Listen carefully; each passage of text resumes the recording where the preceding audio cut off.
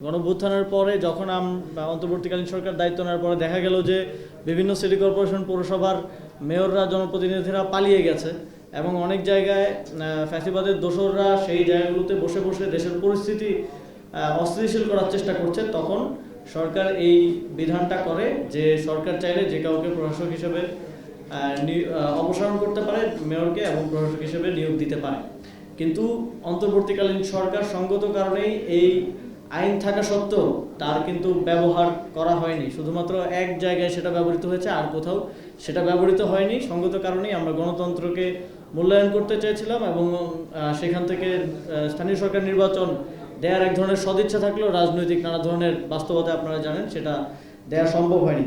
কিন্তু আমরা দেখলাম যে রাজনৈতিক সরকার দায়িত্বে আসার সাথে সাথে যেখানে জনগণের ভোটে নির্বাচিত জনপ্রতিনিধিদের থাকার কথা, সেখানে তারা তাদের দলীয় বিভিন্ন সময় বঞ্চিত কিংবা নির্বাচনে হেরে যাওয়া প্রার্থীদেরকে এক ধরনের সেখানে প্রাইজ পোস্টিং করলেন এবং 6টি সিটি কর্পোরেশনের প্রশাসক হিসেবে নিয়োগ দিলেন।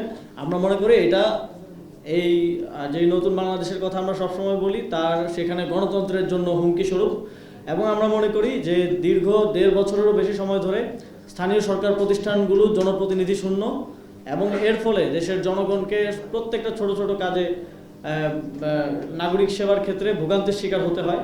সেই বিবেচনায় খুব দ্রুত সময়ের মধ্যে স্থানীয় সরকার নির্বাচন আয়োজন করা প্রয়োজন এবং এই বিষয়ে সরকারের পক্ষ থেকে কোনো স্পষ্ট বক্তব্য আমরা দুঃখজনকভাবে পাইনি। আমরা আশা করি যে তারা খুব দ্রুত সময়ের মধ্যে টাইমলাইনটা আমাদেরকে দিবে, দেশের জনগণকে দিবে, যে কোন কোন সময়ের মধ্যে, যেহেতু কয়েকটি ধাপে স্থানীয় সরকার নির্বাচন হয়, সিটি কর্পোরেশন, পৌরসভা, জেলা, উপজেলা, ইউনিয়ন পরিষদ, এই পুরো টাইমলাইনটা, রূপরেখাটা আমরা দাবি করছি। এবং আমরা দেখেছি যে প্রশাসক নিয়োগ দেওয়ার ক্ষেত্রেও সেখানে স্বচ্ছতার অভাব রয়েছে, সেখানে নির্দিষ্টভাবে মেয়াদ উল্লেখ করা নেই। সেখানে প্রজ্ঞাপনটি দেখে মনে হচ্ছে যে আমৃত্যু হয়তো তারা প্রশাসক থাকবেন, এইভাবেই সেখানে লেখা আছে। অথচ সরকারি যে কোনো চুক্তিভিত্তিক নিয়োগের ক্ষেত্রে কিন্তু সময় সীমাটা উল্লেখ করা গুরুত্বপূর্ণ, 6 মাস, 1 বছর, 2 বছর।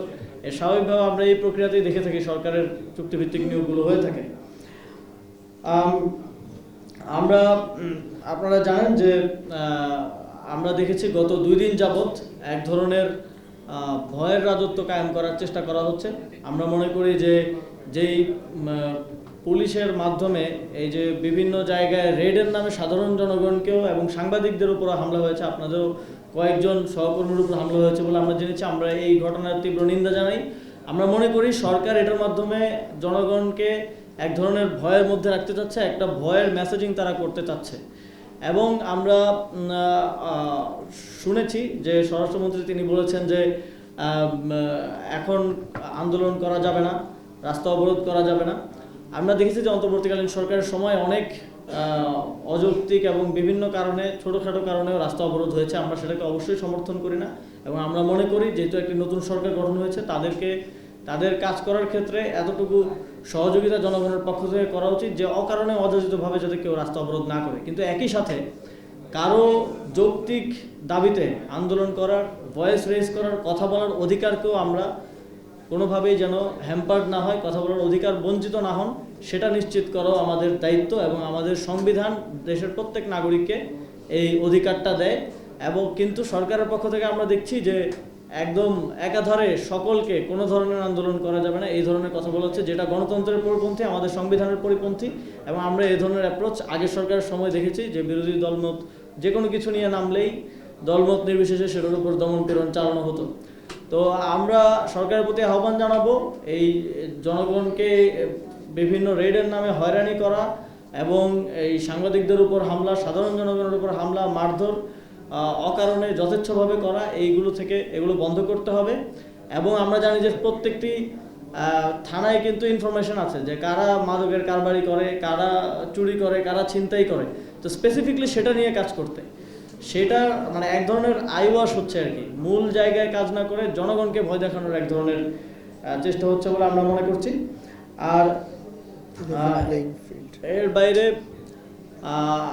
আমাদের নির্বাচন পরিচালনা কমিটি এই বিষয়ে বলেছেন। এ বিষয়ে আমরা জাতীয় নাগরিক পার্টি, আপনারা দেখেছেন যখন জাতীয় নির্বাচনেরও প্রার্থিতা মনোনয়ন দেওয়া হয়, তখন আমরা শুধুমাত্র আমাদের দলীয় নেতা কর্মীদের বাইরেও যারা বিভিন্ন জায়গায় যোগ্য আছেন, জনপ্রতিনিধি হওয়ার যোগ্য আছেন এবং মানুষের জন্য কাজ করেছেন, কাজ করতে চান, অনেককে আমরা সুযোগ করে দেওয়ার চেষ্টা করেছিলাম। এবারও আমাদের সেই অ্যাপ্রোচটা থাকবে এবং আপনারা জানেন এবার আইন অনুযায়ী এই নির্বাচনে দলীয় মার্কা এবং দলীয় মনোনয়ন থাকবে না। সেক্ষেত্রে এবার ব্যক্তি হিসেবে সবাই নির্বাচনে আসবে এবং জাতীয় নাগরিক পার্টি তাদের নির্দিষ্ট প্রার্থীদের সাথে আমাদের যে সাংগঠনিক সমন্বয় সেটা করার মাধ্যমে আমরা তাদেরকে সহযোগিতা করব, সেগুলো নির্ধারণ করবে আমাদের এই নির্বাচন পরিচালনা কমিটি। তো আজকে আমরা এখানে শেষ করতে চাই। আপনাদের সকলকে আবারও ধন্যবাদ জানাচ্ছি। কারো যদি কোনো প্রশ্ন থাকে করতে পারেন।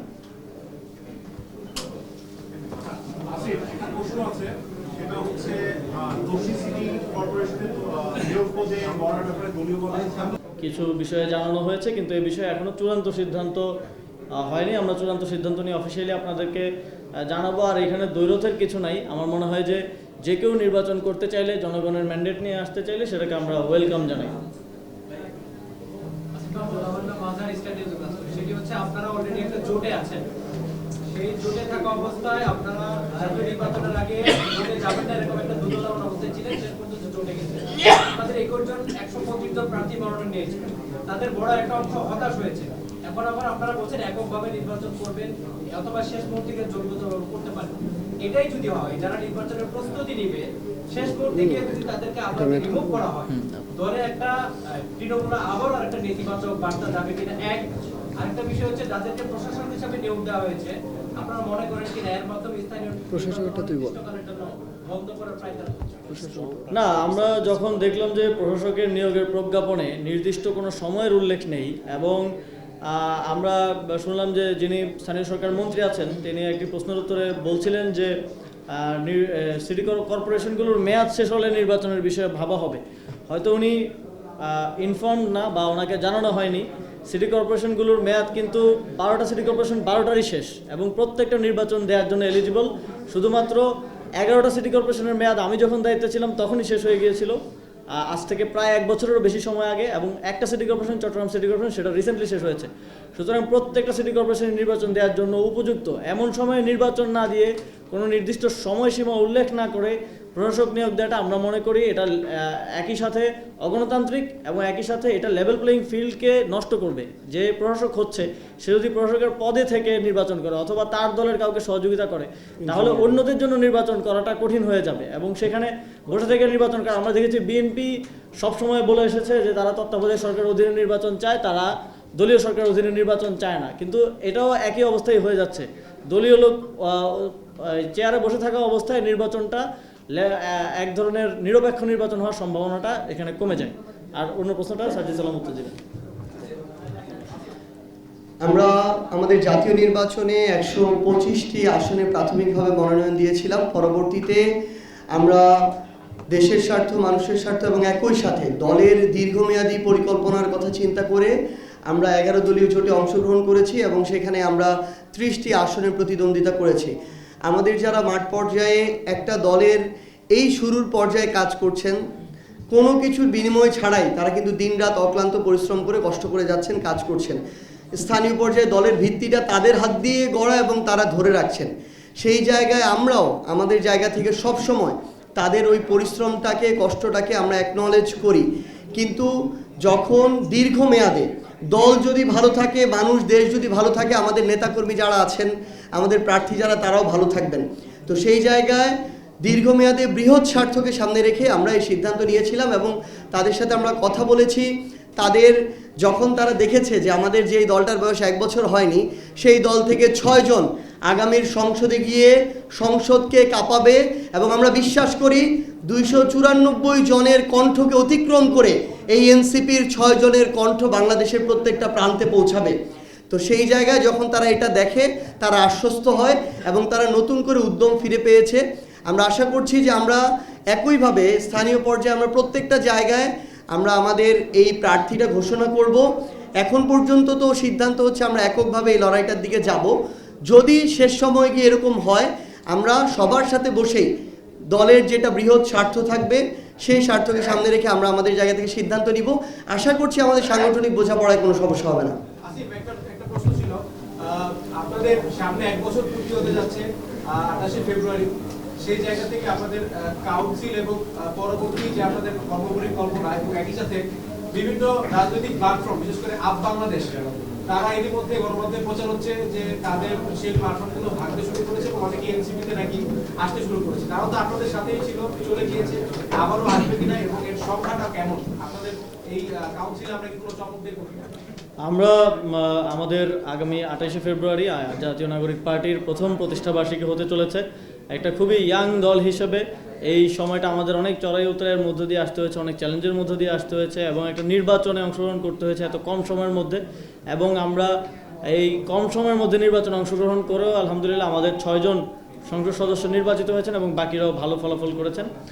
এখন আমরা বাংলাদেশে জুলাই গণঅভ্যুত্থান পরবর্তী যত ধরনের প্ল্যাটফর্ম হয়েছে এবং এর বাইরেও যারা বাংলাদেশকে ধারণ করেন, আধিপত্যবাদের বিরুদ্ধে যাদের অবস্থান, যারা সংস্কারের পক্ষে এবং আমাদের প্রিন্সিপালগুলোর সাথে একমত, সকলের জন্য আমাদের দলের দরজা খোলা থাকবে এবং তাদেরকে যথাযথ সম্মান দিয়ে আমরা আমাদের সাথে যুক্ত করতে চাই। এ বিষয়ে এখনও অফিসিয়ালি জানানোর মতো সময় আসেনি, আমরা আপনাদেরকে এ বিষয়ে পরবর্তীতে জানাবো।